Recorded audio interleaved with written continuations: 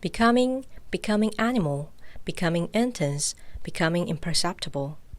Becoming is often understood as the coming into being of something that did not exist before, but it also means the disappearing of the existing. Both cases imply a change over time. However, becoming also refers to a synchronic change where one thing changes into another. In a nutshell, it means all kinds of changes.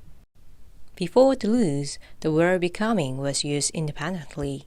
It is often used in the opposite sense of being, because the word being is considered to refer to being in a certain state now. However, even when it appears to remain as it is, there are microscopic changes going on inside of it, where something emerges and something disappears. In that sense, all beings are in the process of becoming. In other words, being means becoming. Heidegger emphasized that being should be distinguished from beings. Deleuze says that when ontology is about the thinking of being, there has only ever been one ontological proposition, which is the proposition that being is univocal. Univocity of being means that being has only one voice. When it is said being means becoming, it means that the only one voice is exactly becoming. To be is a predicate that all beings can use. It means becoming is repeated in all beings. Being is becoming, but not once can the modality of becoming be the same.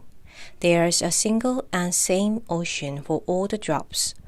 But conversely, the ocean means that each and every drop can vary, and is open to all the differences. The reason water drops can have innumerable shapes, coming together, transforming, and splitting, is that all of them are parts of one single ocean. Therefore, it can be said that opening is an essential feature of univocity. It is quite right to say being is becoming. However, if that is all, it becomes a very large and loose clause that can be worn by all beings. To properly think of becoming, conversely, one must think of becoming through the differences in beings. Being itself must be thought of through differences. It is for this reason that Deleuze says Spinozism needs to take one step further to make substance turn around the moles. This is exactly what he is trying to do with the philosophy of difference.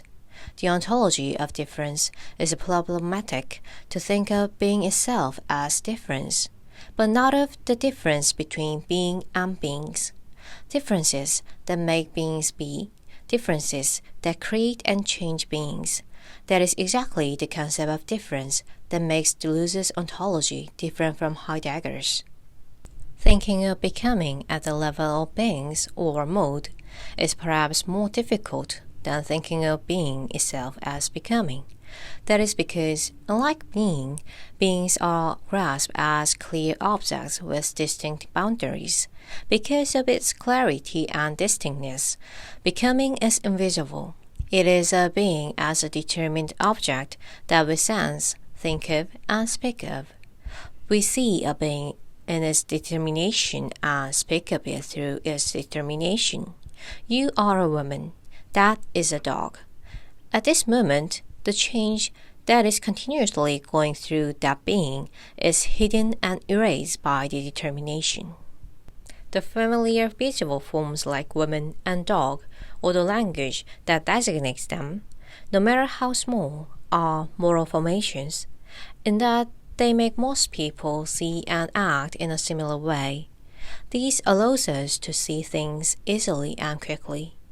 That being so, it makes this hidden microscopic change invisible, and even when they sensed, makes us consider it to be insignificant, hidden by the moral formation corresponding to the grid of language and sense. The repeated becoming a molecular microscopic difference is missed. This is because it is hard to be sensed, because it is a grid of sense, and there is no way to speak of it, even if sensed, because it is the grid of the language. Deleuze-Guattari reinvented the word becoming, which referred to change in general. Being isolated alone to be a new concept, which is used in connection with other words by a hyphen. Becoming-animal, becoming-woman, becoming-child, becoming-intense, becoming-molecular, becoming-imperceptible, etc. are the cases. This is not only a concept for grasping changes that occurred at the level of beings, but also a strategic concept for actively making such changes. In other words, becoming expresses an active strategy to break away from the existing familiar grid of sense or thought through the hyphenated being. Becoming-animal or becoming-black, for example, is to draw the line of flight, to escape from major moral formations through minor moral formation like animal or black.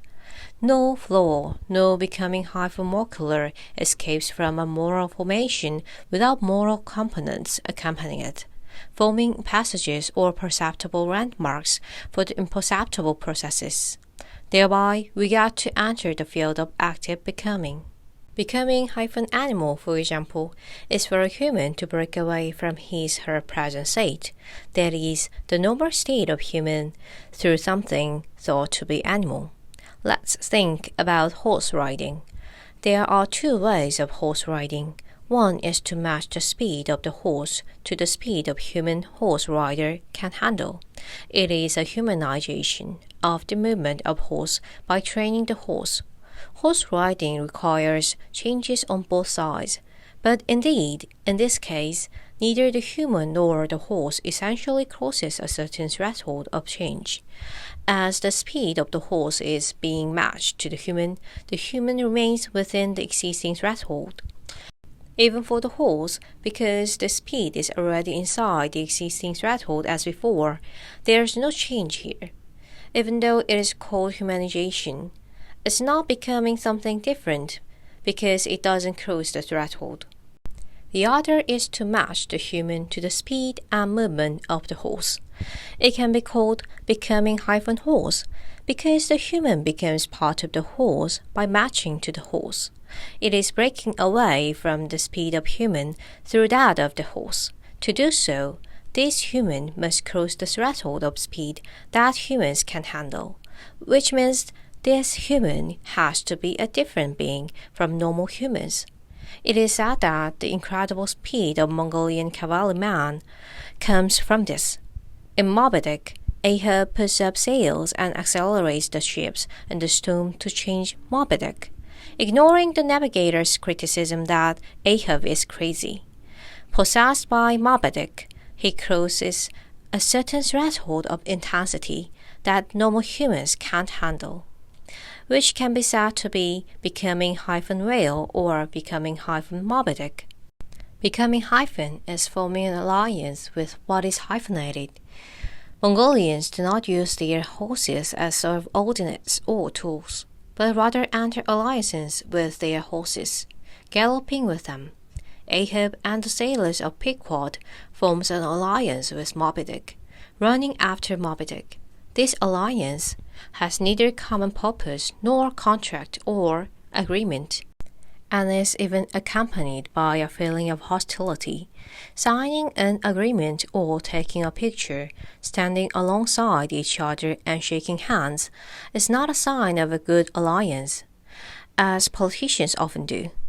On the contrary, there are also unilateral alliances of humans to penguins and, like Ahab's, alliances where even rivalry or hostility is used as a resource of a new force. It's an alliance which even makes a friend of an enemy. This is the fatal point missed by Carl Schmitt's definition that the political is reducible to the essential distinction between friend and enemy. It is a strong force of attraction that drives someone toward an unmanageable speed or gets someone out of where she is now. Possessed by Moby Dick, fascinated by the speed of the horse, one gets to cross the threshold of human. Therefore, the alliance of becoming hyphen is formed by infection, just like a man who, bitten by a vampire, leaves the human world and becomes vampire. From 1730 to 1735, all we hear about are vampires. Therefore, the allegory that mobilizes animals to satirize human behavior, like an animal farm, or like Agamben, speaking of biopolitics to criticize that bias, which is the life of humans, descended to Joy, which is the life of animals, is the opposite of becoming hyphen animal. Becoming hyphen is forming an alliance with something heterogeneous to oneself to gain a certain force that one doesn't have, an alliance that is involved into the heterogeneous by molecular infection. Therefore, it is not an evolution that unfolds along the line of filiation, nor a regression that goes back to the archetype, even when accompanied by mythical form. Siberian tribes have many myths where they leave their families connected by blood relations to form alliances with bears or tigers. Based on this, they usually believe that those animals are their ancestor. This is not a product of the similarity to those animals or the archetypical imagination of those animals, but a product of the desire to ally with the forces of those animals or the desire to express their forces through those of the animals, as a result of being fascinated by the singular forces sensed in those animals. This is not a sympathy for the similar, but rather an evolution into a natural participation as a result of fascination with the heterogeneous. Becoming is an alliance that is involved into the creation of an unfamiliar along the transversal line crossing blood relations or species. It is a rhizomic alliance that draws a new line of flight, fracturing the line of blood relation through the connection with the heterogeneous. Becoming hyphen animal is never imitating animal action. What Mongolians do is not mimicking horse or imitating horse movements, but running on horseback. Becoming hyphen animal is not even creating an animal in itself separately. Becoming produces nothing other than itself. There's no whale in Ahab's becoming whale, where there are only sailors chasing the whale. Everyone, together with the animal, produces himself into something different. Becoming animal are neither dreams nor fantasies, but perfectly real. Mongolians' horseback riding skills are neither imaginations nor fantasies. Moby Dick and Ahab are beings in literary imaginations, but accelerating the sheep to catch up with Moby Dick's speed is an obvious reality. That is because it is about creating physical and corporeal intensity in reality. Every becoming is a becoming intense, a production of intensive force. Even when a dream or fantasy emerges, it is used to produce some intensity in reality. However, becoming intense doesn't just mean increasing speed or intensity. A hawk that stops in mid-air is not speedless, but has a very intensive speed. For the dancer dancing the crane dance, it is important to slow down the speed to express the taut softness of the crane. What matters here is not the highs and lows of the speed, but the effect of the crane and the intensity that creates this effect. Becoming animal is creating a flow of intensities that produce the effect of that animal, whether it be speed or movement. It is about creating a new intensive distribution and thereby changing our bodies and actions. The same goes for all other becomings. Janis Joplin changes the normal timbre of the white vocal cords through the black voice. A countertenor or castrato changes his voice through the voices of women. Here, blacks or women are not the goals to be reached. Becoming goes toward that point, but the arrival point is not that point, but somewhere in the middle. It creates a multiplicity in the middle between the departure point and the destination. The middle reach is called by the name of the destination. Some point in the middle reach without any goal is also called by the name of moral formation like woman or black. Furthermore, because the arrival point is always in the middle, it can be considered to be something different even though it has a clear goal like black boys. When I first heard Janis Joplin's song, I thought she was a black singer. But after a long time, I was very surprised to find out she wasn't. But my mother's reaction on hearing the same song was, "This is an animal sound, not a human voice." The same voice was heard to someone as a black voice and to someone else as an animal sound. Every becoming is twofold. Composer Olivier Messiaen outstandingly did Becoming Bird in that he created a new music through birds. He, who observed and studied birds enough to be called an ornithologist, created new musical sounds through birds' actions as well as their songs. Conversely, his work for piano solo, Catalogue of Birds, produces various effects of birds through musical sounds. Those sounds, even when using bird rhythm or melodies, do not imitate bird singing. If you expect something like a lark's singing, you'd find it very disconcerting. Here, Becoming Bird of Messiaen pans out through becoming music of bird. This is what it means by twofold becoming. It is not about approaching the birds, leaving them as they are, but about making the bird itself become something different. It's not about representing the bird, but making even the bird itself become something else. Regarding the twofold becoming, Deleuze-Guattari suggests the concept of block of becoming, namely, two becomings, which are Becoming Bird of Messiaen and Becoming Music of Bird, make up one block. Ahab's Becoming Whale is accompanied by Moby Dick's Becoming Speed, and Janis Joplin's Becoming Black Person by Black Person's Becoming Music. Twofold becoming is done by twofold deterritorialization. A man named Messiaen is deterritorialized by become a bird, and the bird is deterritorialized to become a music. What drives this twofold deterritorialization is becoming music of bird. Along the line of becoming music deterritorializing birds, Messiaen's deterritorialization takes place. The force that drives deterritorialization plays the relative law of expression, and the force being deterritorialized by its plays the relative law of content. In other words, while becoming music, a bird plays the law of expression, Becoming Bird of Messiaen, resulting from the expression, plays the law of content. Simply put, when listening to a piece of music and feeling like this is a bird sound or this is an animal sound, the musical sound is expression, whereas the feeling of bird or wolf is content.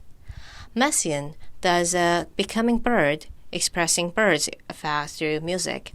He doesn't portray or represent a bird as an object, but does music by making himself become a bird.